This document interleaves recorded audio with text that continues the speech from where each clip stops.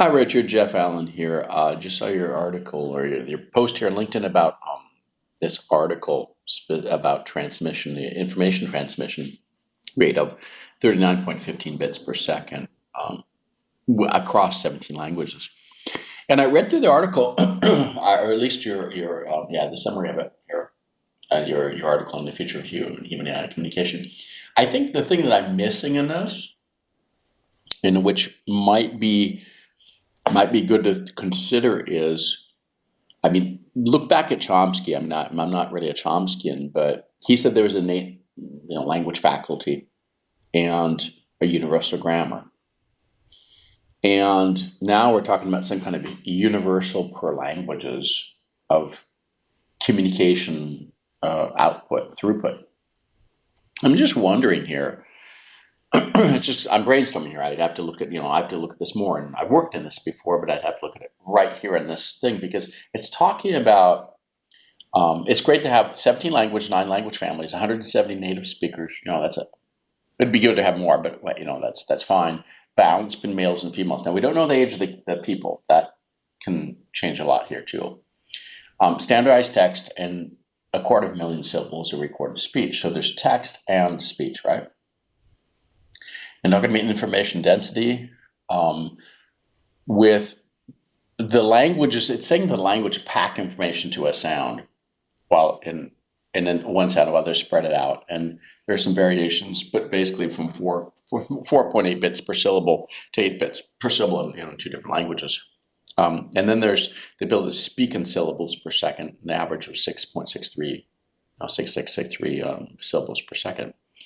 But what I'm wondering here is, does this show us that the brain, it's not the languages themselves, it's the brain, and the brain is able to put out a certain amount of information despite the language. And the brain also is able to capture a certain amount of information. And there's a relationship between the two. This makes sense, right? So this talks about the speech rate and be able to speak, and also the speech rate and be able to capture that sound, the audio, and be able to transpose this. And I'm just wondering if those are the two things that are really highlighting here. I'm not getting that in the article, and I think that's what it's trying to get here.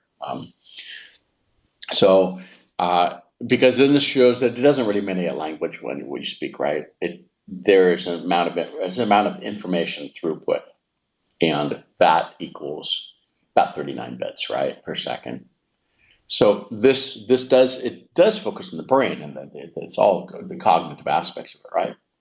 So I think that's where I'll probably reach out to people that did the original study and stuff and try to get some more information. But I'm just wondering if this is where we want to be going here with this. So yeah, thanks for the article. Thanks for the summary on it, and give some food for thought, especially in the AI world. I mean, we're all trying to figure out what intelligence is and doing that. And I've been working on this for 30 years on different basically communication software. That'd be telecommunication, language communication software, speech software. And this is what we're aiming at, is trying to see the issue is being able to know how much the brain can process. The things we can do now look like caption reading and stuff, speed reading and actually captions. And there's a lot about how much captions you can present to people in reading speed. And so that's kind of known. But it looks like it's showing it from the more the audio side. So this is good. Thanks.